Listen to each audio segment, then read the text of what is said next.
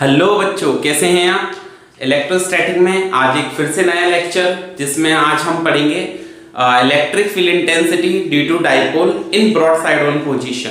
ठीक है, आप सेपरेट लेक्चर देख रहे हैं, हिंदी मीडियम और इंग्लिश मीडियम के दोनों बच्चे। ठीक है, तो आज हम स्टार्ट करते हैं एक और नया topic, electric field intensity due to dipole in broadside on position. ठीक है, intensity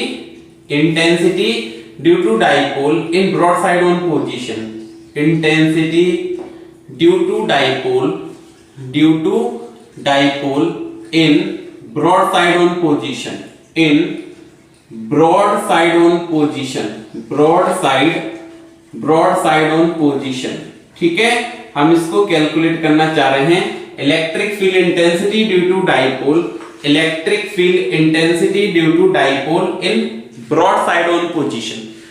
So first of all we have to taken an AB is an electric dipole। आपको ये सब नोट करते जाना है। क्या लिखना है? Consider AB is an electric dipole consisting of positive charge and negative charge while the separation between both the charges is 2L। ये आपको नोट करते जाना है, साथ साथ में लिखना है जो मैं बोल रहा हूं। ठीक है, क्या पढ़ा हमने? Consider AB is an electric dipole consisting of positive charge and negative charge and separation between both the charges is 2L।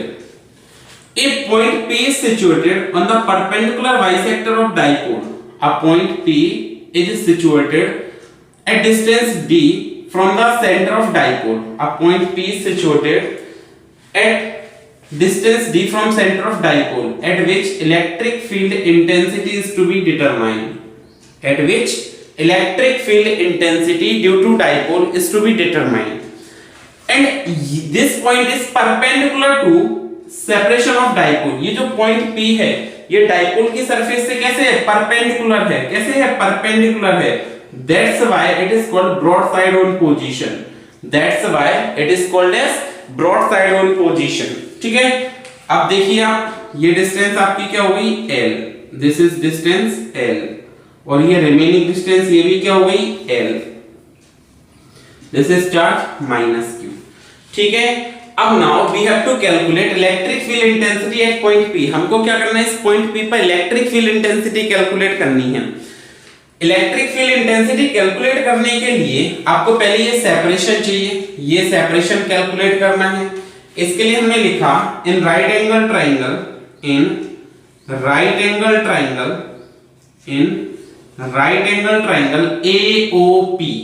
AOP by Pythagoras theorem, in right angle triangle AOP by Pythagoras theorem. आप इसमें Pythagoras theorem का use करेंगे। So hypotenuse square that is AP square equal to perpendicular square plus base square. तो AP square equal to क्या? D square plus L square. अच्छा, अब आप AP की वैल्यू क्या लिखेंगे? AP आएगा आपका रूट में D square plus L square.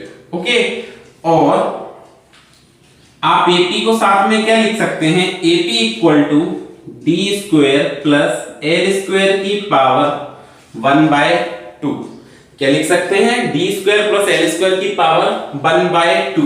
ये हमने ये वैल्यू कैलकुलेट कर ली, D square plus L square. Now electric field intensity क्या पढ़ा है हमने? Electric field intensity is a vector quantity, electric field intensity is a vector quantity and its direction is always away from the positive charge and towards the negative charge. Electric field intensity is a vector quantity and its direction is always away from the positive charge and towards the negative charge, away from the positive charge and towards the negative charge। तो ये intensity की direction हो जाएगी। Now, so electric field intensity हम क्या लिखेंगे? Electric field intensity at point P due to plus Q charge, electric field intensity at point P due to plus Q charge। इस point P पे plus Q charge के कारण आपको intensity चाहिए। So क्या आएगी E1 इज इक्वल टू क्या KQ upon R square, KQ upon R square. R square का मतलब रूट में D square plus L square का whole square, KQ upon root में D square plus L square का whole square. आप इसको solve करें, इसका होल स्क्वायर सॉल्व करें तो ये बनेगा KQ divided by D square plus L square. ये फर्स्ट इक्वेशन हो गई। क्या हो गई? ये फर्स्ट इक्वेशन हो गई। ये किसके कारण? इस प्लस क्यू चार्ज के कारण। आगे देखें, electric field intensity at point P due to minus Q charge, due to minus Q charge, minus Q charge के कारण चाहिए आपको पॉइंट P पर। तो आप क्या लिखेंगे? E2 is equal to KQ upon R square. Similarly, electric field intensity at point P due to minus Q charge। तो माइनस Q चार्ज के लिए चाहिए तो ये भी तो सेम डिस्टेंस है, ये भी डिस्टेंस क्या है? सेम है, उतनी ही है। कितनी है? रूट में D square plus L square. So हमने ये भी लिखा, रूट में D square plus L square का स्क्वायर करोगे तो ये भी आ जाएगा आपका D square plus L square. Equation number 2। ये समझ आया? क्या बताया था? देखो ये हमने क्या करना है, इसको ब्रॉड साइड ऑन पोजीशन और इक्वेटोरियल पोजीशन पर आपको इलेक्ट्रिक फील्ड इंटेंसिटी कैलकुलेट करना है। सो हमने पढ़ा है इलेक्ट्रिक फील्ड इंटेंसिटी कैलकुलेट करने के लिए, आप इस पॉइंट P पर कैलकुलेट करने के लिए किसके कारण? इस प्लस क्यू चार्ज के कारण। किसके कारण? इस प्लस क्यू चार्ज के कारण। तो आपको ये डिस्टेंस चाहिए, तो ये क्या होगी? रूट में D square plus L square. So हमने क्या लिखा? In right angle triangle AOP by Pythagoras theorem hypotenuse square मतलब AP square equal to perpendicular square plus base square. ये सॉल्व होके ये आ जाएगा। Now electric field intensity at point P due to plus Q charge, at point P due to plus Q charge, plus Q charge के कारण क्या होगा? KQ upon R square. R square का मतलब रूट में D square plus L square का whole square. Whole square solve करेंगे तो ये आ जाएगा। Similarly, electric field intensity at point P due to this minus Q charge, electric field intensity at point P due to minus Q charge, तो क्या आएगा? E2 is equal to KQ upon D square plus L square। ये समझ आ गया? ये बात समझ में आ गई? Now, to calculate resultant electric field at point P, this is the resultant intensity। ये क्या हो गई आपकी? Resultant electric field intensity हो गई। So to calculate resultant electric field intensity at point P, to calculate the resultant electric field intensity at point P, अगर आपको ये कैलकुलेट करना है तो ध्यान देना, ये एंगल कितना है? थीटा। ये एंगल कितना है? थीटा। तो ये भी क्या होगा? थीटा। क्यों? Alternating interior angle. ये एंगल थीटा है तो ये भी एंगल क्या बनेगा? थीटा बनेगा। क्यों? करस्पॉन्डिंग एंगल सेम लाइन पर आ रहे हैं। कौन से एंगल है? करस्पॉन्डिंग एंगल हो गए। अच्छा, नाउ E1 एंड E2 को हमने रिजल्टेंट इंटेंसिटी कैलकुलेट करने के लिए दो कंपोनेंट बनाने पड़ेंगे। रिजल्टेंट इंटेंसिटी कैलकुलेट करने के लिए E1 और E2 के क्या करने पड़ेंगे? दो कंपोनेंट आपको करने पड़ेंगे, दो कंपोनेंट बनाने पड़ेंगे। जब आप E1 और E2 के दो कंपोनेंट बनाएंगे तो ऐसे रिजॉल्व हो जाएगा। This is the point P। इसका रेजोल्यूशन करेंगे तो ये आ जाएगा। ये जिसके साथ एंगल थीटा बनता है वो कौन सा component? Cos component. E1 cos theta और ये E1 sin थीटा। इसको भी दो कंपोनेंट करेंगे तो ये क्या आ जाएगा? E2 sin थीटा और इधर की तरफ क्या आएगा? ये E2 cos थीटा। ये हमने इसके दो कंपोनेंट बना दिए, E1 के और E2 के। सो हम क्या लिखेंगे यहाँ पे? To calculate resultant electric field intensity at point P। क्या बताया?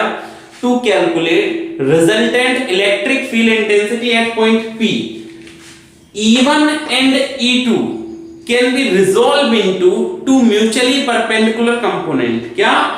E1 and E2 can be resolved into two mutually perpendicular component। So, E1 sin theta and E2 sin theta कौन से component? E1 sin theta and E2 sin theta are equal in magnitude and opposite in direction। क्यों है equal in magnitude? क्योंकि बेटा जो E1 की value है वही वैल्यू किसकी है? E2 की है। जो वैल्यू E1 की है वही वैल्यू किसकी है, E2 की है।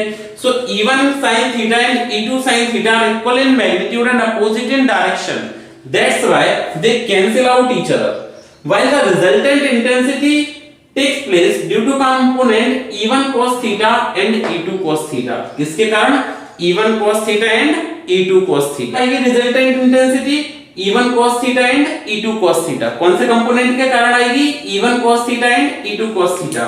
सो हम क्या लिखेंगे यहाँ पे, resultant electric field intensity at point P, क्या लिखेंगे, resultant electric field intensity at point P, resultant electric field intensity at point P, क्या बताया, resultant electric field intensity at point P, resultant electric field intensity at point P। इस पर अगर आप resultant calculate करोगे तो ध्यान देना ये दोनों तो कैंसिल आउट हो गए, ये दोनों क्या हो गए, कैंसिल आउट हो गए। तो रिजल्टेंट इंटेंसिटी किसके कारण, E1 cos थीटा और E2 cos थीटा के कारण, किसके कारण, E1 cos थीटा और E2 cos थीटा के कारण। सो E इज इक्वल टू, आप क्या लिखेंगे, E1 cos theta plus E2 cos theta, क्या लिखेंगे, E1 cos theta plus E2 cos theta. अब आप इक्वेशन फर्स्ट और सेकंड से देखिए, क्या जो वैल्यू E1 की है वही वैल्यू E2 की है, क्या देखा, जो वैल्यू E1 की है वो सेम वैल्यू किसकी है, E2 की है। अच्छा, सो हमने यहाँ पे क्या लिखा, E1 इक्वल टू E2, क्या लिखा, E1 इक्वल टू E2।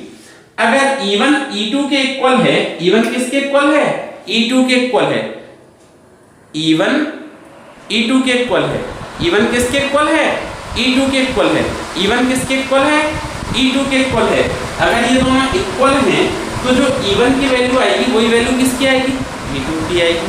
दोनों वैल्यू क्या हो जाएंगी, इक्वल हो जाएंगी। जो वैल्यू E1 की होगी वही वैल्यू किसकी होगी, E2 की। तो आपने क्या लिखा है यहाँ पे, E1 cos theta plus E1 cos theta, क्या लिखा, E1 cos theta plus E1 cos theta. आप इसको ऐड करोगे तो ये क्या बनेगा, क्या बनेगा, 2E1 cos थीटा, क्या ये value, 2E1 cos theta, okay, क्या है ये वैल्यू, 2E1 cos थीटा। ये हो गई आपकी इक्वेशन नंबर 3। ये समझ आ गया, ये वैल्यू समझ में आ गई, ये क्या हो गई, इक्वेशन नंबर 3। अब आप देखिए आपके पास E1 की वैल्यू है, किसकी वैल्यू और कैलकुलेट करना है, cos थीटा की, और फाइनल आंसर आ जाएगा। आपके पास E1 की वैल्यू है और किसकी वैल्यू कैलकुलेट करें, cos थीटा की। अच्छा, तो हम अब cos थीटा की वैल्यू और कैलकुलेट करते हैं, इसमें से किसकी वैल्यू कैलकुलेट करते हैं, cos थीटा की।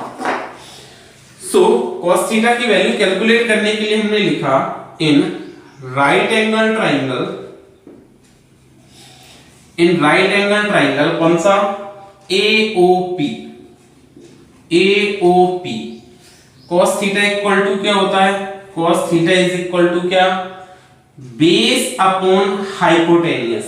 cos थीटा क्या, बेस अपॉन हाइपोटेनियस। एंगल के सामने वाली साइड आपकी परपेंडिकुलर कहलाती है, तो बेस क्या होगा, L, हाइपोटेनियस क्या होगी, d square plus L square की पावर 1/2। ये cos थीटा हो गया।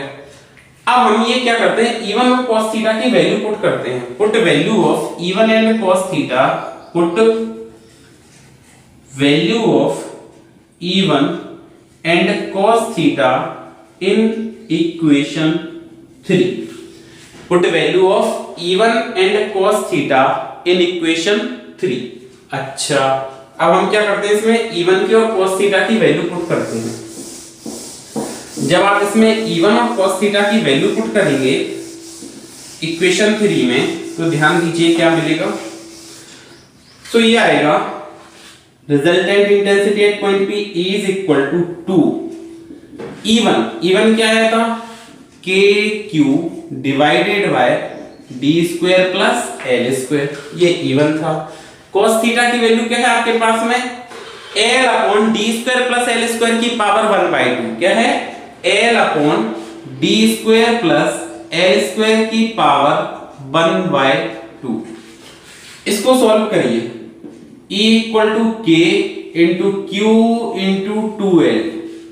अब देखो D square plus L square की पावर कितनी है 1 है, और यहाँ पे D square plus L square की पावर कितनी है 1/2, तो होल पावर क्या बनेगी आपकी D square plus L square की पावर कितनी बनेगी 3/2, कितनी बनेगी 3/2। अच्छा अब हमने पढ़ा था कि P बराबर क्या होता है आपका Q इंटू 2l, P बराबर क्या होता है Q इंटू 2l, तो आप इसको P लिख सकते हैं, तो E इक्वल टू के into P upon D square plus L square की पावर 3/2। अच्छा अब आप k की वैल्यू और पुट करें यहाँ पे, तो k की वैल्यू क्या होगी 1/4 pi epsilon not p upon D square plus L square की power 3/2। This is the answer, this is the answer. ठीक है, तो ये ब्रॉड साइड ऑन पोजीशन पे आपको इलेक्ट्रिक फील्ड इंटेंसिटी मिल गई। कौन सी पोजीशन में? ब्रॉड साइड ऑन पोजीशन में क्या है इलेक्ट्रिक फील्ड इंटेंसिटी। अच्छा अगर हम इसमें और कंडीशन लगाएं तो for a short dipole, for a short dipole, short dipole की बात करें तो D की वैल्यू बहुत ज्यादा होती है, किससे L से। D is much more than L, D is much more than L, तो क्या होगा E is equal to 1/4 pi epsilon not P upon D की वैल्यू बहुत ज्यादा है L से, तो L स्क्वायर क्या हो जाएगा नेगलेक्ट हो जाएगा, L स्क्वायर को नेगलेक्ट कर देंगे तो आपका फॉर्मूला क्या आएगा D स्क्वायर की पावर 3/2, 2 से 2 कैंसिल हो गया, so E is equal to 1/4 pi epsilon not P divided by dq। This is the electric field intensity due to dipole in broadside on position. Electric field intensity due to dipole in broadside on position. अब एक बात ध्यान दीजिए, यहाँ पे जो resultant electric field intensity है वो किधर है A to B। देखो डायरेक्शन इसकी तरफ है ना, ऐसे बनी है इसकी डायरेक्शन, इधर की तरफ है रिजल्टेंट ये, तो कैसे A to B, A to B resultant electric field intensity कैसे आपकी A to B। And dipole moment की डायरेक्शन क्या होती है negative charge to positive charge, कैसे होती है negative charge to positive charge, तो कैसे है B to A, कैसे है direction B to A।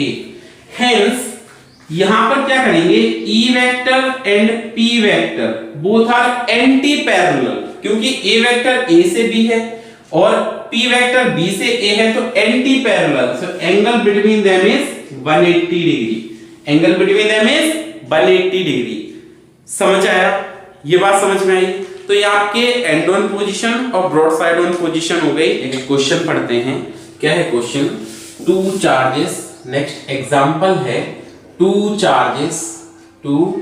Charges plus minus 5 micro coulomb are placed at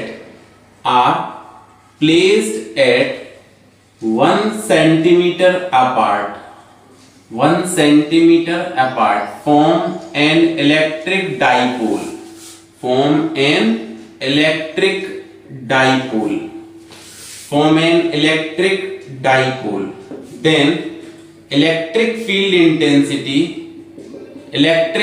intensity due to it, first condition है end on position, and second condition है आपकी broadside on position. क्या है broadside on position, first है broadside on position, पहली है end on position और second क्या है ब्रॉड साइड ऑन पोजीशन। इन दो कंडीशन में आपको क्या करना है इलेक्ट्रिक फील्ड इंटेंसिटी कैलकुलेट करना है। आप यहाँ पे इलेक्ट्रिक फील्ड इंटेंसिटी कैलकुलेट करेंगे तो आपको गिवन क्या है, देखिए गिवन कंडीशन क्या है, गिवन चार्ज है आपका प्लस माइनस 5 माइक्रो कूलम, सो 5 into 10 की पावर -6 कूलम हो गया। सेपरेशन कितना है 2L कितना है आपके पास में 1 सेंटीमीटर है, so 1 into 10 to the power -2 metre. ठीक है, then form an electric dipole, then electric field intensity due to it at distance 0.30 meter away from center of dipole, in from centre of dipole in end on position and broadside on position. तो आपको d की value क्या given है 0.30 metre, 0.30 metre. अब आप देखिए and on और broadside on position पे आपको सॉल्व करना है तो L क्या आएगा आपका 0.5 10 की पावर -2 या 0.005। कहने का मतलब क्या है कि जो d की वैल्यू है वो L से बहुत ज्यादा है।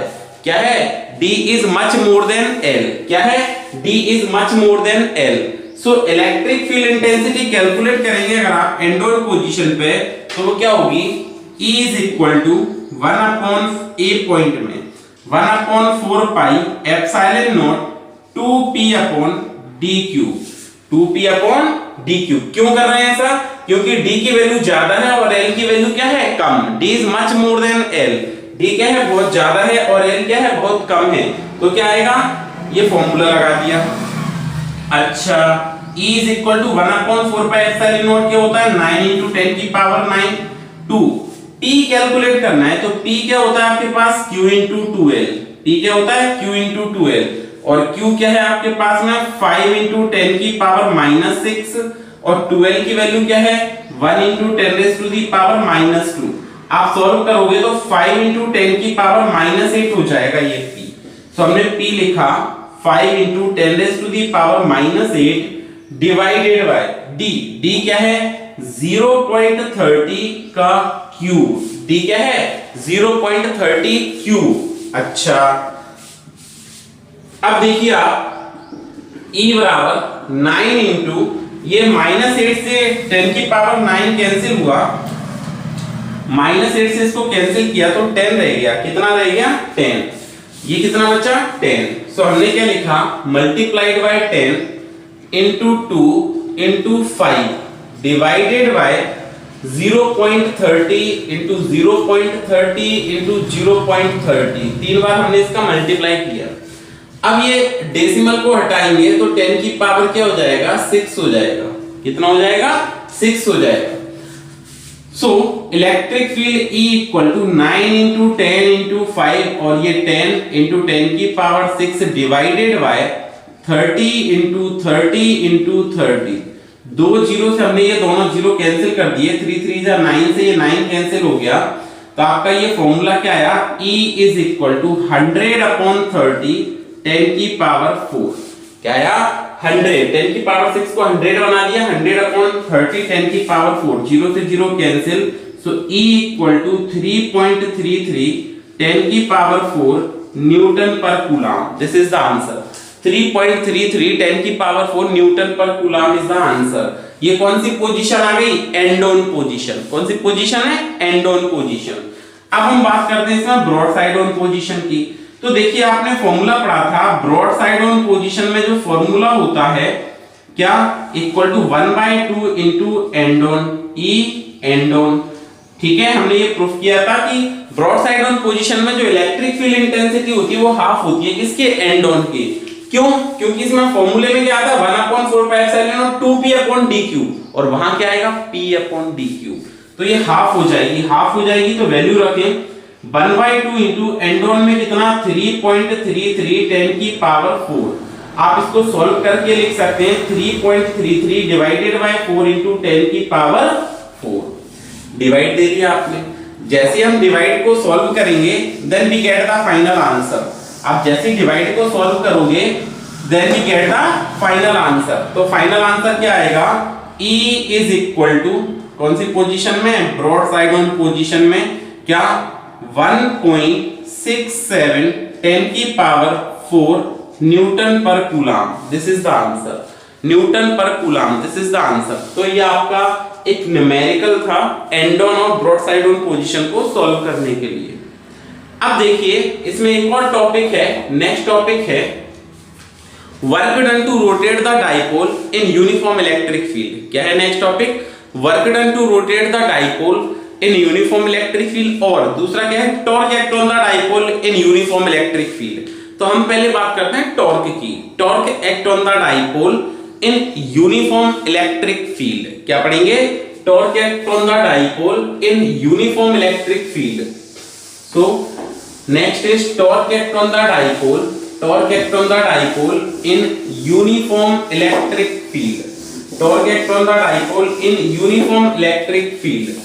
So देखिए ध्यान दीजिए, torque on dipole, torque act on dipole, torque act on dipole in uniform electric field, in uniform electric field. Uniform electric field में डाइपोल पर कितना टॉर्क एक्ट करता है हमको ये कैलकुलेट करना है. What is the torque act on the dipole in uniform electric field. So देखिए यूनिफॉर्म इलेक्ट्रिक फील्ड में टॉर्क कितना एक्ट करेगा, then this is uniform electric field. अगर हम बात करें कि यूनिफॉर्म इलेक्ट्रिक फील्ड क्या होगी, so the electric lines of force are parallel whenever the electric lines of force are parallel and equidistant from each other. Such type of field is called uniform electric field. ठीक है, the field in which electric lines of force are parallel and equidistant from each other is called uniform electric field. Now, so हमने क्या कहा, whenever an electric dipole, आपको ये note भी करना है क्या, consider AB is an electric dipole, AB is an electric dipole consisting of negative charge and positive charge. AB is an electric dipole consisting of negative charge and positive charge. Negative charge and positive charge. Placed in uniform electric field E makes an angle theta with it. Placed in uniform electric field E makes an angle theta with it. And the separation between both the charges is 2L. दोनों charges के बीच की जो separation है वो कितनी है, 2L है. Separation between both these charges is 2L. Okay, so the force act on plus q charge in electric field, force act on plus q charge in electric field act in the direction of field. Force act on plus q charge in electric field act in the direction of field. और वो force होगा कितना, कितना पढ़ा था हमने, F is equal to QE, F is equal to QE. And force act on minus q charge in uniform electric field, तो ये भी कितना होगा, F is equal to QE, but opposite direction of electric field.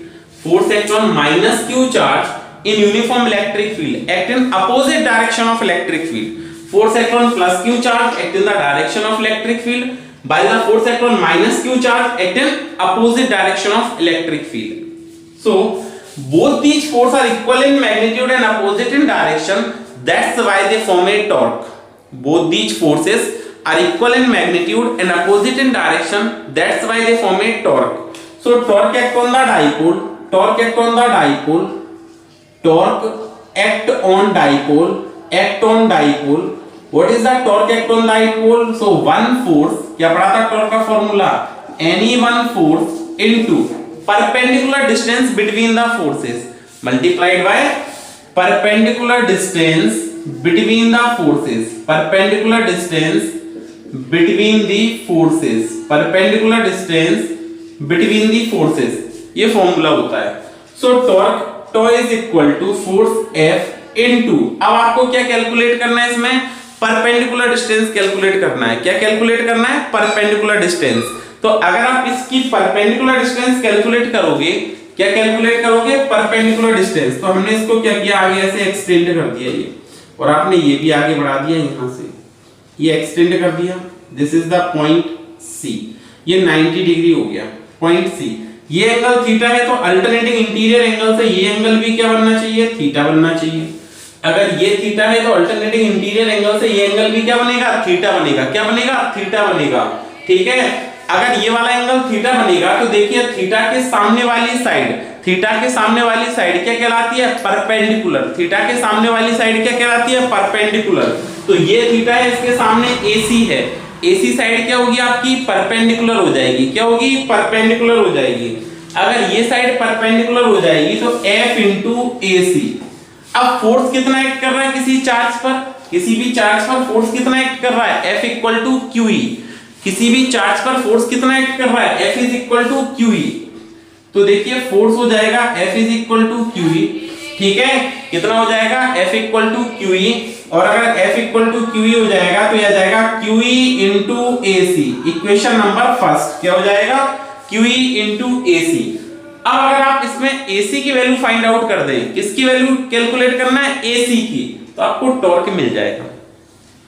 तो AC तो perpendicular है, तो हमने यहाँ पे क्या लिखा, in right angle triangle, in right angle triangle, in right angle triangle कौन सा, ACB, इन right angle triangle ACB, ACB right angle triangle को अगर आप सॉल्व करोगे तो हमने क्या फॉर्मूला पढ़ा, साइन थीटा। क्यों लगा रहे हैं साइन थीटा, क्योंकि थीटा के सामने ये परपेंडिकुलर है और यही तो कैलकुलेट करना है, डिवाइडेड बाय हाइपोटेनियस।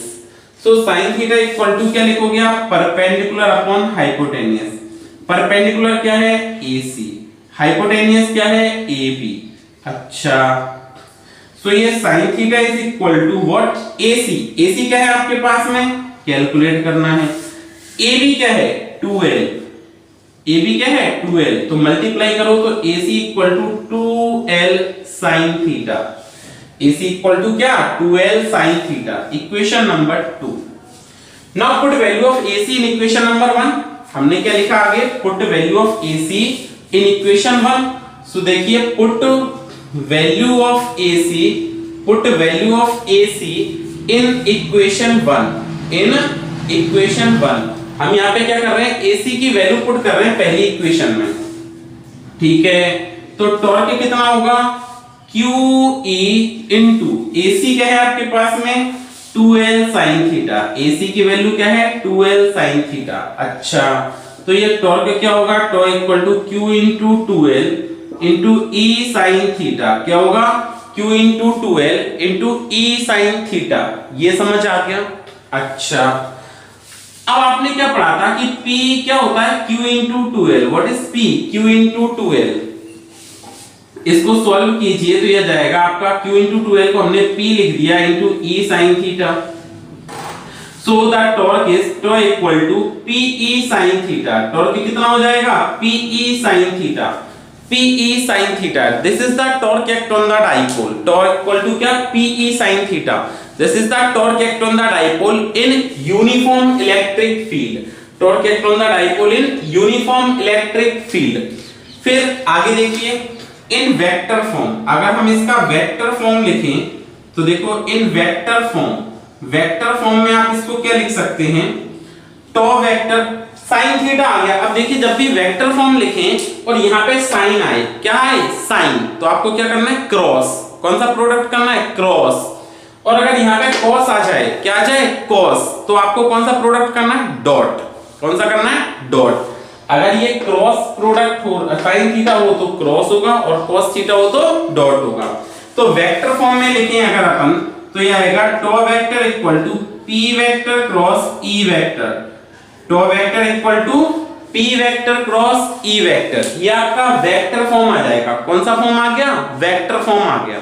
अच्छा, अब हमने ये वेक्टर फॉर्म लिख दिया। अब देखिए, इसमें कुछ कंडीशंस हैं, उनको पढ़ते हैं पहले। आप पॉज करके वीडियो को नोट कर सकते हैं, मतलब ये जो पढ़ाया गया है उसको नोट करते भी जाएं। हम इसका कौन सा फॉर्म लिखेंगे, वेक्टर फॉर्म लिखेंगे। कौन सा फॉर्म लिखेंगे, वेक्टर फॉर्म लिखेंगे। तो ये लिख दिया हमने। अब इसमें पहली कंडीशन है, whenever electric dipole is placed either parallel or anti-parallel to electric field। Parallel रखेंगे मतलब प्लस ऊपर होगा और नेगेटिव क्या होगा, नीचे। तो पैरेलल टू इलेक्ट्रिक फील्ड, आपने डाइपोल ऐसे रख दिया, पैरेलल टू इलेक्ट्रिक फील्ड, ये पैरेलल हो गया। Then theta equal to 0 degree. और एंटी पैरेलल रखें तो इसका मतलब ये नेगेटिव हो जाएगा, ये पॉजिटिव। तो और थीटा कितना हो जाएगा, 180 डिग्री। तो आपको क्या बताया, when electric dipole is placed either parallel or anti-parallel to electric field, parallel or anti-parallel to electric field, then theta equal to either 0 degree or 180 degree, either 0 degree or 180 degree. So torque act on the dipole, so torque act on the dipole, torque equal to torque act on the dipole, torque equal to PE sin 0, PE sin 0 और तो equal to PE sin 180, PE sin 0 और PE sin 180। तो sin 0 की value क्या होती है, 0, सो torque 0, और sin 180 की वैल्यू भी क्या होती है, 0, so also torque 0। Second condition है, whenever electric dipole is placed perpendicular to electric field, इसको ऐसे रख दिया जाए, perpendicular to the field, then theta equal to 90 degree. whenever electric dipole is placed perpendicular to electric field then theta equal to 90 degree. So torque act on the dipole torque equal to PE sin 90. अब ये sin 90 की value कितनी होती है 1. sin 90 की value क्या होती है 1, जो इसकी कैसी वैल्यू है मैक्सिमम वैल्यू है. कैसी वैल्यू है मैक्सिमम वैल्यू है. That's why the maximum torque act on the dipole which is equal to PE. So the maximum torque act on the dipole which is equal to PE. बात समझ में आ गई. तो ये हमारा torque act on the dipole in uniform electric field. ठीक है, अब इस पर एक क्वेश्चन देखते हैं. This is the torque act on the dipole in uniform electric field. एक न्यूमेरिकल देखते हैं इस पर. देखिए क्या है वो क्वेश्चन. न्यूमेरिकल क्या है ध्यान दीजिए. क्या है वो न्यूमेरिकल, क्या है क्वेश्चन, ध्यान दीजिए. उस क्वेश्चन को देखें हम कि क्वेश्चन क्या होगा. सो टू चार्जेस क्या है, two charges plus minus 1000 microcoulomb. 2 charges plus minus 1000 microcoulomb are placed at 2 millimeter apart. 2 millimeter apart form an electric dipole. Form an electric dipole. Form an electric dipole. Form an electric dipole. Placed in uniform electric field of